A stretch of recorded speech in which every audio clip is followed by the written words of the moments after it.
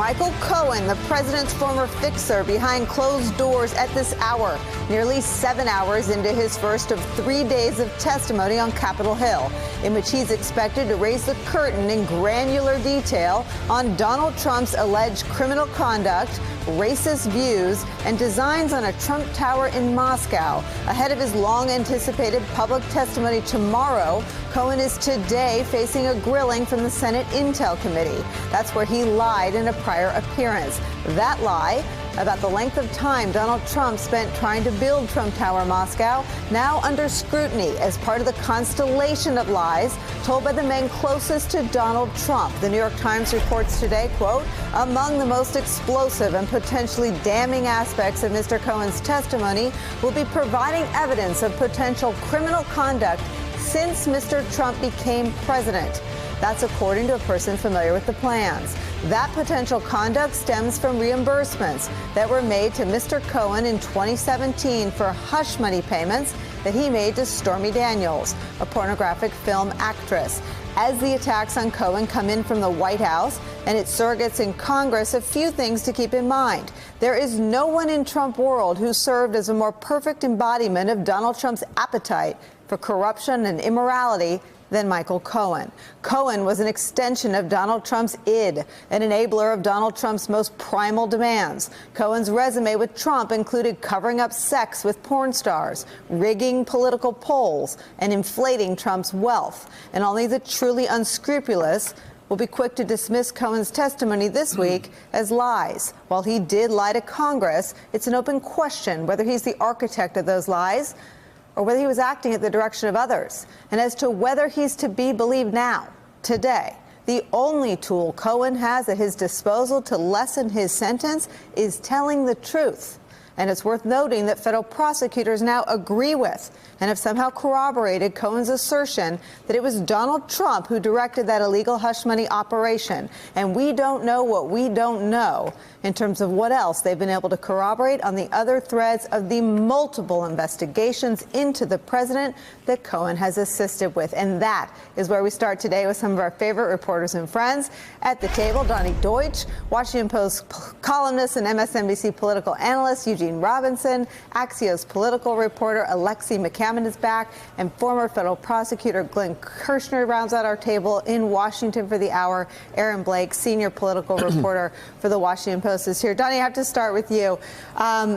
So all the stories today laying out in pretty good detail what Cohen plans to do, and Cohen plans to bring evidence, tangible evidence, obviously aware that the attacks that are going to come to him are attacks about him being a liar. So Cohen not really planning to count on his own credibility. Cohen's going to bring evidence. And is that going to be recordings, documents to show that the president committed crimes while in office? He will have evidence about a lot of the things that he's talking about as far as visual aids, I'm going to call them. But a little common sense first about Trump, about Cohen, and whether we believe in about lying. The assertion as far as the Republicans, he lied so we can never believe him.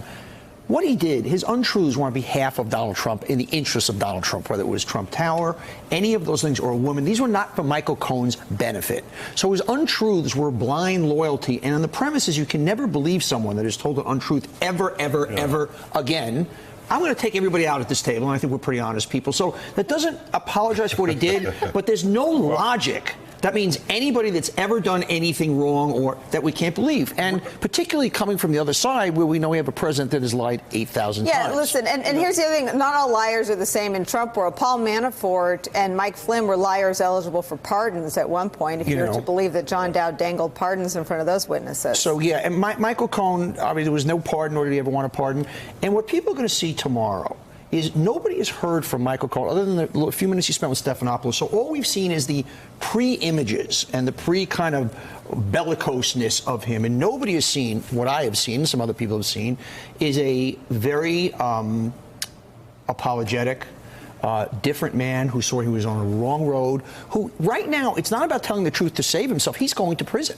So, you know, if anything, the only way he can get into trouble yesterday, today, and tomorrow is basically lying. So he has no incentive, but nobody's taking they're not going to just say, okay, your prison sentence is going away because you've told the truth. But they will add to his prison sentence if he lies. Have you seen his public opening statement for tomorrow? I'm familiar with some of the things he's going to do, and it's really compelling. And I think because what you're going to see if you watch him, I'm not talking about his actual performance, but if you listen and watch him, I think it's going to answer a lot. I was kind of very taken aback at a lot of what I kind of believe is going to be in there. And it's going to be, aside from a lot of the crazy theater that happens to these things, at the end of that 3 hours, you're going to know, forget about Michael Cohen, you're going to know a lot more about Donald Trump. So Donald Trump is, and so what we already know is, and there's so much focus on the Mueller probe, Donald Trump is right now, at this moment, 4:05 and 29 seconds, an unindicted co-conspirator accused of a felony by the Southern District of New York for directing an illegal hush money, essentially campaign finance violations. Where does that put and that information, former FBI Director Jim Comey explained that once it shows up in a sentencing document, federal prosecutors have sponsored that information, meaning they've either corroborated it, jump in if I'm getting this wrong, or verified it. Yeah, we're putting our reputation on the line when we file something with the court saying, here are the facts as we know them. So, once we saw some of that in the Michael Cohen pleadings, that's why I think we can be comfortable that there is sufficient corroborating evidence that, in fact, Donald Trump is a co-conspirator in the campaign finance violations. So the best criminal situation Donald Trump is facing right now is that Mueller finds nothing, and he is only accused of felony offense by the Southern District of New York in that case. Yeah, I guess I don't know that I would call that the best, but it just seems like the best scenario for him at the moment. Yeah, right? Given where we are now, that would seem to be the optimum situation, right? And he also, I think, for not just legal reasons but political reasons, I think he should hope that Michael Cohen doesn't show up tomorrow because what I want to hear is about Donald Trump. I want to hear him take us inside the Trump organization when nobody is looking. I want to hear how Donald Trump sounds. I want to see what he does. I want to know some of the history of what I suspect is a lot of crooked dealing that happened in there. I would like personally to ask some questions about the Russians who bought very expensive properties, Trump properties, and I would want to ask if the Trump organization was not functioning as a great big washing machine for a lot of that money. So I would want to pursue that. And in terms of Michael Cohen being a liar, Glenn can correct me if I'm wrong, but I don't see how any jury would ever convict any defendant unless they believe someone who at some point had lied, because the people who know about crimes are criminals. They, and they have lied and said they weren't criminals, and then it was found out that they were, and then they told the truth. Let me ask you, Donnie, if you know, so the crimes that we've been talking about, the crimes that now the federal prosecutors have put their reputation behind, are crimes committed in advance of the election. That's what makes them campaign finance violations. Do you know, as you sit here today, what the crimes are that Donald Trump has committed while in office? I don't know of the ones in office. I know of throughout the 10 years, some rather nefarious activity. So I cannot pinpoint, or Michael has not shared with me, thinks he's been. Of course, Michael has been outside the sphere pretty much since he's been in office. So I think that would be something that tangentially connected to something that happened earlier on. So no, I don't have that knowledge. Aaron Blake, can you jump in and just knit together the known knowns and the known unknowns? The known knowns, the ones we've been talking about here today, that Michael Cohen has alleged, and the Southern District of New York has corroborated and sponsored information that essentially names Donald Trump as an unindicted co-conspirator in advance of the election. But all the stories in your newspaper, in the New York Times, and where Alexi works, has indicated that Cohen will implicate Donald Trump in crimes committed since he's been in office. Any theories floating around your newsroom about what those crimes are? Well, I think the conventional wisdom is that this is going to refer in some way to the reimbursement payments that came out of the Stormy Daniels situation, which, while the hush money payment was before the election, the reimbursement is something that even Rudy Giuliani has said was happening over the course of 2017, those $35,000 monthly payments. And obviously, the other big one that we're wondering about is Trump Tower Moscow, and what Michael Cohen can shed some light on with that, as far as how much Trump knew about what he was doing doing, whether Trump knew that he had actually reached out to the Kremlin in 2016 to seek help for this project. But I also think, those things he may be restrained in certain ways in talking about those things because they are they are matters that are currently under investigation. I think we're underestimating what could come out of this hearing as far as things that we may not know anything about because they're not under investigation and because he might have some more latitude to talk about them. What about the Trump Organization? We know he is working with Alan Weisselberg when organizing these hush money payments. We don't know how much prosecutors are actually looking into the Trump Organization right now. So is he going to be a little bit more free to talk about things that happen there?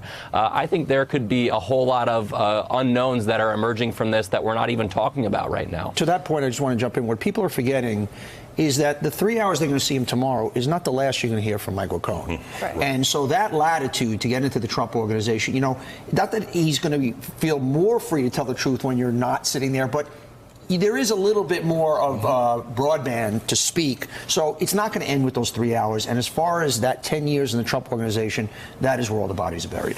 And everyone around the president says that it is these investigations out of the Southern District of New York, and we now know from reporting last week in the New York Times and some reporting overnight in the Wall Street Journal that the president has also attempted to obstruct those investigations by seeking to have his acting AG interfere with the recusals of the political appointee who oversees that office. What do you make of what Aaron's talking about, what Donnie describes about the potential criminality that the president has engaged in while in office? While in office, I just hope Michael Cohen or his lawyer is not trying to oversell us on just how dramatic this information is going to be, because it seems like Michael Cohen is this rich treasure chest that's going to be cracked open, and we're going to see what Donald Trump has been about for a decade. And I think, it's going to be really ugly treasure. When you think about the business irregularities, the charitable organization irregularities, I'm being generous when I use that word. Michael Cohen quite literally knows where the bodies are buried because for a decade he's been traipsing around the woods with a shovel looking for soft ground for Donald Trump. I mean, perhaps not literally, but so I think it's of interest. I talked about known unknowns. That's probably a known Exactly, unknown, right? exactly, Nicole. And it's of interest. Okay, what sort of seeped into the presidency that Donald Trump may have been doing that's illegal? But I don't know that at the end of the day that's going to be what's blockbuster. It's going to be more the first inside glimpse from from Trump's right-hand man about just how dirty Donald Trump is. And this is everyone says you have no idea what's under the rock till you turn it over. And Cohen is really the first rock that's going to be turned over that we can see. The prosecutors out of the Southern District of New York have already had a good long look. Mueller's investigators have had a good long look under the rock. What happens tomorrow is the public's first peek under the rock. Yeah, and it's certainly going to be a little bit messy, but we even had an aide for the House Oversight Committee tell us at Axios, look, it might not be this blockbuster moment that everyone is hoping it to be. Someone like Congresswoman Jackie Speier, who said he could be the John Dean of the Watergate scandal. It might not be this blockbuster moment because he's limited in what he can say and because he's already talked a little bit about the things that we know about President Trump to be. I think the House Intel Committee and the Senate Intel Committee hearings today and Thursday, even though they're behind closed doors, could be a little more fruitful than what we might see tomorrow, simply because they're both looking into ties between Trump's campaign in 2016 and the Kremlin, as well as whether any foreign entities, not just Russia, have any sort of leverage over President Trump, his family, his business dealings. And I think that, even though we might not get it in real time, could end up to be a little more revealing in the long run. Here's the danger of why publicly might be underwhelming, to your point, tomorrow. Many of the things he's going to get into, anecdotally, about race, real brutal racist comments, nefarious business practices, slimy things with women. Guess what? We're on the table 2016 in November. So I do think, though, there's not going to be one Raymond Burr, Perry Mason moment, at least that I don't know about. I think there's going to be many, many, many things that add up to a profile of a rather despicable human being. But it's an incredible lowering of the bar, though, to say he's going to talk about the president being a racist, paying off women he had sex with, and shady business deals, but now there won't be anything. To people, because they've been anesthetized. By the way, we've heard these already. So imagine Barack Obama, George W. Bush, any of these people, any one of these 100 things coming out. But the diabolical reality of Trump is that is this overkill of heinous activity that makes each and every one of them less pronounced. Okay, I guess at the very least, that's okay. It speaks to the court of public opinion, which we know President Trump and those most loyal to him care about perhaps more than anything else. That said, I don't know if it'll really, get to those 37% of people who love him no matter what he does. But at the very least, Michael Cohen has this rare and unique window inside Trump's head and his personality, unlike anyone else. And tomorrow he's pulling back that curtain in a way that could turn out to be revealing for some, and for some who love him, maybe they just won't care. Aaron Blake, let me bring you back in on this. Cohen will testify about whether or not anyone told him to lie. And if you look at, I asked Andy McCabe last week and Governor Chris Christie a couple weeks before that, the innocent explanation about all these men telling lies about the same thing, their contacts with Russia, is implausible even to that 35%, because Trump's voters may be blindly loyal. They're not stupid. How do all these men tell the same lie? Cohen might be one of the first people with an incentive to tell us that. Here's NBC's reporting on this. One source said Cohen will address his motives for lying on behalf of Trump and why he lied to Congress about the Trump Tower Moscow negotiations, a charge to which he pleaded guilty late last year. Cohen will additionally discuss whether anyone told him to lie.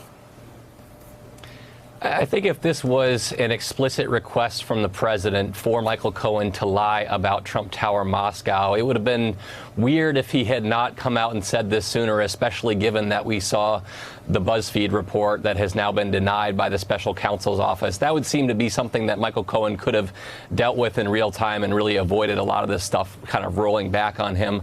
I think maybe even the bigger question here is, what did the president say about these hush money payments? The president has said that he did not instruct Michael Cohen to do anything illegal with these.